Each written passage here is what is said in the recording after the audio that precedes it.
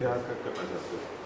कि थोड़ा अप्रिशिएशन हो जाए। दूसरा ये है कि एक अच्छा नाम रोशन किया है बच्ची ने, तो हम ये चाहते हैं कि बच्ची CISF में है और सरकार की तरफ से उसको कोई फाइनेंशियल एड मिलती रहे, जिससे कि अभी तक का जो ये सफ़र कर रही है वो खुद अपने खर्चे पे कर रही है। तो हमारे देश के प्रधानमंत्री जी का नारा है खेलो इंडिया। तो खेलो इंडिया में ये एथलेटिक पॉइंट ऑफ व्यू से माउंटेनियरिंग में काम कर रही है, इतना अच्छा काम कर रही है कि अभी ये रशिया में गई थी और ये 16 दिन लगा के आई है। तो ये बता रही थी कि इतना तूफान था, बर्फीली तूफान था, कि बड़ी मुश्किल से उस पीक पे मुझे जाना पड़ा और इसने फास्टेस्ट जो वर्ल्ड रिकॉर्ड है उसमें इसने एक मुकाम हासिल किया है। बोले तो ना थोड़ा सा तंजानिया में थी। मोदी बताओ ना आपने क्या क्या कितने वीक्स हो गए आपके? सर ऐसे तो 6 मेरी मॉडलिंग के इसमें इंडस्ट्री में हो गए हैं, बट 6 वीक्स आपने स्केल कर लिए हैं? Yes sir. कौन से?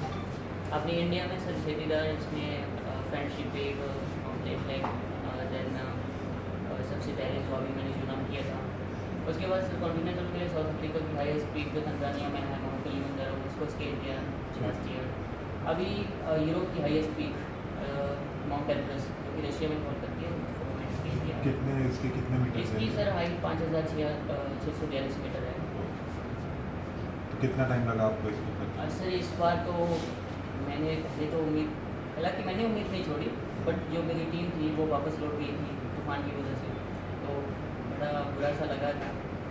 बट मैंने एक अटैम्प्ट और लिया, उनसे रिक्वेस्ट करके दोबारा से फीस भर के मैंने 15 अगस्त का ये मेरा प्लान था कि इसको ऑन द ओकेजन ऑफ 15 अगस्त को करना है, बट हुआ नहीं ड्यू टू वेदर कंडीशन।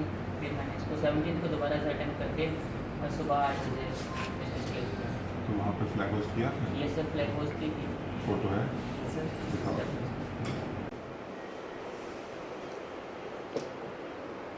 करीब 18,510 फीट बन जाता है। इस बार मैंने मुझे इसको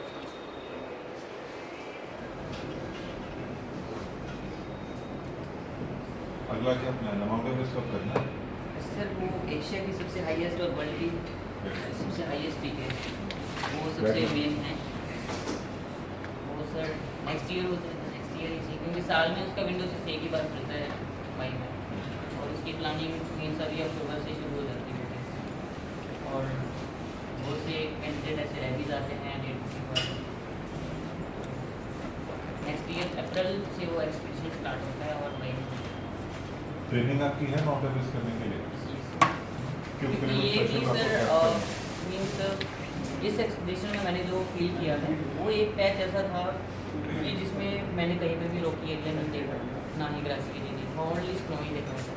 और एज इट इज़ एवरेस्ट है, एवरेस्ट के बेस कैंप से लेके लास्ट टॉप तक सर वो पूरा का पूरा स्नो और आइस से भरा हुआ है, पूरा ग्लेशियर, और ये भी ग्लेशियर ही था, जिसमें मैंने बहुत सी चीज़ों को सीखा है कि आगे एवरेस्ट में कैसे पढ़ना है, कैसे नहीं करना है।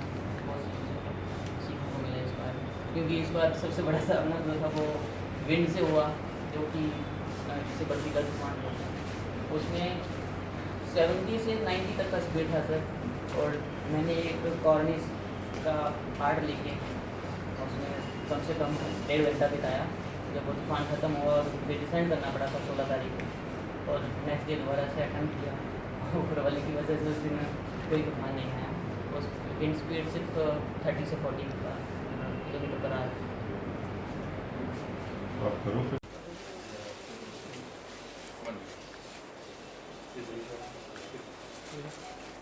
लो मैं आपको पास में दूंगा, बहुत बहुत मुबारक हो। वही वेटरन आगे भी आपको करना। जाओ आपको पहनाएंगे आपके। आओ आप छोड़ो वेरी आपने इतना बेटी को अपने पढ़ाया।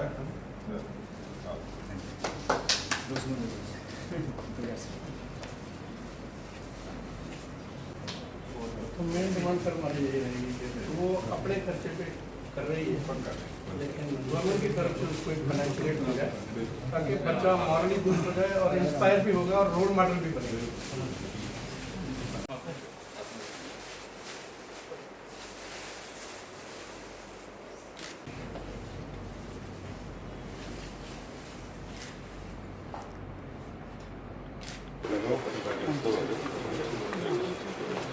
जी सर, बताएं कि बेटी ने एक बार फिर से जो है वो नाम रोशन किया है, किस तरह से देखते हैं इस तरह की बेटियों को जो नाम रोशन करते आ रही है?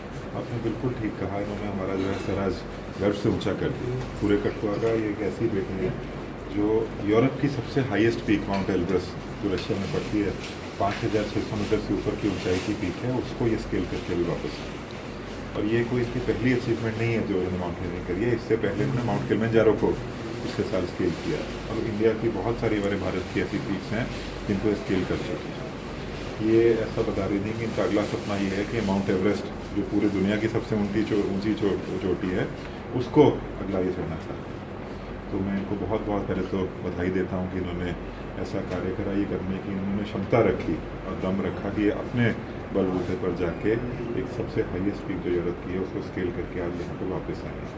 इनके साथ साथ मैं इनके पूरे गांव को, इनके परिवार को और जितने भी कठुआ के बच्चे युवक युविकाएँ इसको देख रहे हैं, मैं उनको बोलना चाहता हूँ कि ये हमारे लिए प्रेरणा का स्रोत है। इनसे हमें प्रेरणा लेनी चाहिए कि अगर मन में ढाल लें तो हम कुछ भी कर सकते हैं। ये CISF में नौकरी करते हैं, कश्मीर में इनकी पोस्टिंग है। उसके बावजूद साथ साथ इन्होंने अपनी ट्रेनिंग माउंटेनियरिंग की चालू रखी और उसके बाद इन्होंने बीच में छुट्टी लेके ये वहाँ पे जाकर ये कार्य करके वापस आई हैं। तो कठुआ के लिए तो ये एक यूथ आइकन है ही और इनको हम एक यूथ आइकन की तरह आगे प्रेजेंट करेंगे। बट पूरे JNK के लिए, पूरे भारत के लिए ये एक मिसाल है कि कोई भी जो हमारी बहन माता है वो कुछ भी आगे कर सकती है। और ऐसा कार्य इन्होंने करके दिखाया है जो कि एक फिज़िकली टफ और डिफ़िकल्ट कार्य करके वापस आई है। तो मेरी बहुत बहुत इनको मुबारकबाद है। और मैं इनको ये भी बताता हूँ कि ऐसा बता रही है कि इनको माउंट एवरेस्ट चढ़ने के लिए कोई प्रशासनिक मदद की ज़रूरत है। वो मदद खुशी खुशी की मदद नहीं कहते हैं, उसको हमारी बेटी का नाम रोशन होगा, उसको ज़रूर प्रशासन आगे लेकर जाएगा और ज़रूर करेगा। बहुत बहुत बताइए। तो किस तरह से आपने बताया कि इनको आइडल माना जाए, किस तरह के कार्यक्रम जैसे आज हमने यहाँ पे इनको जो एक यहाँ पे बुला के इनको संबोधित करेंगे, यहाँ पे भी बोलेंगे। आगे जितने भी कार्यक्रम होंगे डिस्ट्रिक्ट के, चाहे वो डिस्ट्रिक्ट लेवल प्रोग्राम हो, हम कोशिश ये भी करेंगे कि UT लेवल प्रोग्राम्स में भी इनको आगे भेजा जाए और इनकी जो बात है, इनकी जो स्टोरी है, उसको बच्चे तक पहुँचाया जा सके।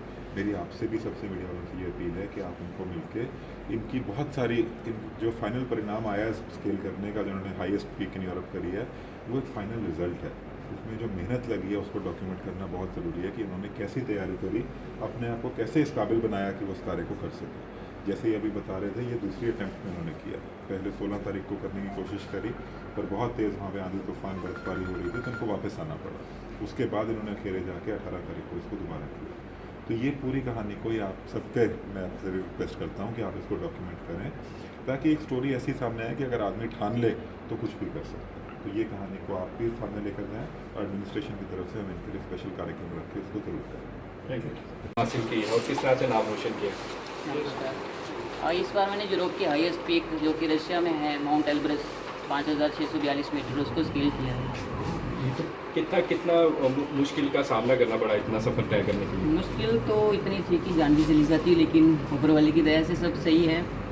मैंने बाद में सुना था कुछ रेस्क्यूज चल रहे थे तो कुछ लोगों का कैजुअलिटीज़ वगैरह भी हुआ और एक तो शायद अभी ICU में है। तो मुश्किलें इस तरीके की भी आती हैं, लेकिन सब कुछ अच्छे से हुआ। कितने लोग आपके साथ गए थे?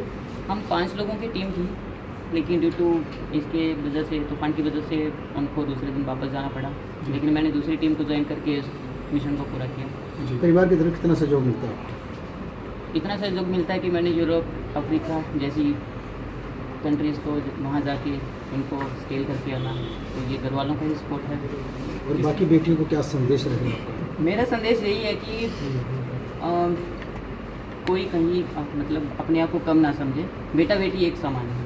तो यही मेरा एक नारा है। आपने बताया कि फाइनेंशियल हेल्प की ज़रूरत होती है, अभी सरकार की तरफ से कोई हेल्प नहीं हो रही है, तो कितना खर्च जो है आपको करना पड़ा ये सब सफ़र के लिए? देखो, ये सब चीज़ें भी बताना बहुत मुश्किल पड़ जाता है, क्योंकि अगर हमने कंपनी की फ़ीस भरी है और वहाँ जाके अगर इसको करके आ जाते हैं और सेफली वापस आ जाते हैं तो ये तो उतने तक सीमित रह जाता है। लेकिन जैसे मेरे बाकी दूसरे साथियों के साथ हुआ, लेकिन अब उनका वहाँ हेली रेस्क्यू हुआ, फिर वो अभी ICU में है, तो उनका वो सब चीज़ें अगर वो इंश्योर्ड नहीं है या कुछ भी है तो ये बहुत मतलब इसका अंदाज़ा लगाना मुश्किल है। आगे क्या प्लान है आपके? माउंट एवरेस्ट का कब का प्लान है अब आपका? माउंट एवरेस्ट वो खुद में उसका प्लान मीन्स है तो इस साल भी था, अब नेक्स्ट ईयर का है। नौकरी भी कर रहे हैं साथ साथ में, और इसके साथ साथ ही ये माउंट एवरेस्ट वगैरह पे भी आप जाने की प्लानिंग करें, तो किस तरह से इन सबको जो है आप मैनेज करके चलते हैं? इन सबको मैनेज करना तो बड़ा कठिन है, लेकिन इम्पॉसिबल तो कुछ भी नहीं। मैं अपनी ट्रेनिंग को भी इसके साथ साथ रखा, ड्यूटीज़ को भी ऐसे किया है कि जिसमें कमी निकालना मुश्किल है। और मेरे ऑफिसर्स का भी काफ़ी अच्छा सपोर्ट है कि हाँ ठीक है, आप ड्यूटी के साथ इसको भी ये करें। उन्होंने मुझे काफ़ी श्रीनगर जैसे एयरपोर्ट पर बाहर जा के मतलब ग्राउंड में प्रैक्टिस करने के लिए परमिशंस दी, तो उनका भी काफ़ी महत्वपूर्ण सहयोग रहा है इस कार्य में। आज आप डीसी साहब के पास है, डीसी साहब ने आपको आश्वासन दिया है कि आपकी मदद की जाएगी, तो किस तरह से देखते हैं इस वेलकम स्टेप को डीसी साहब की तरफ से? डीसी साहब ने मुझे पहले भी वेलकम किया था। 26 जनवरी के ऊपर के प्रोग्राम में मेरे को बुलाकर वहाँ पे भी सम्मानित किया था। यहाँ पे भी मुझे अगर बुलाए तो ये मेरे लिए बहुत बड़ी बात है। इनका सहयोग मेरे को पहले भी था, अब भी है, और उम्मीद है आगे भी रहेगा। क्या मैसेज रहेगा सारी बेटियों के लिए आपका? सभी बेटियों को यही मैसेज है कि बस घर पे ना रहें, वो कुछ ना कुछ किसी न किसी फील्ड में ज़रूर बाहर आएँ। मैंने पहले भी यही मैसेज दिया था, अब भी यही, और अभी मैंने जैसे बताया टैगलाइन अपने की बेटा बेटी एक समान, अपने को कम ना समझे, बाहर आएँ, फील्ड में काम करें, किसी न किसी उसमें अपने को प्रूव करने की कोशिश करें और देश का, अपने गांव का नाम रोशन करें। Thank you. लेकिन जैसे जी मैसेज देते हैं बेटा बेटी एक समान है, तो जो कई बेटों से आगे बढ़कर जितनी आगे निकली है, हमें इस पर बहुत गर्व है, फख्र है। उसने अपने गांव का, अपने परिवार का, अपने देश का नाम रोशन किया है। इसके साथ साथ हमारी पहचान बढ़ी है। हमें इस पर बहुत ही कुछ माता पिता हैं अपनी बेटियों को कहीं भेजने से पहले 100 बार डरते हैं, हाँ जैसे कोलकाता में ऐसा हुआ है। हाँ, उसके बाद कई बार होता है ऐसे डरते थे जी। लेकिन इस पर हमें जी बहुत बोल्ड है, बहुत साहसी है जी। पढ़ाई के प्रति नेशनल लेवल 4-5 बार नेशनल लेवल में लगाए हैं इसने, तो बहुत शुरू से बहुत होशियार है। इस पर जज्बा बहुत बड़ा है। बाकी माता पिता को क्या कहना चाहोगे बेटियों को लेकर? माता पिता को अपने बच्चों की सपोर्ट करनी चाहिए, बच्चों का इंटरेस्ट देखते हुए जिस फील्ड में वो जाना चाहें उनको भेजना चाहिए, रुकना नहीं चाहिए।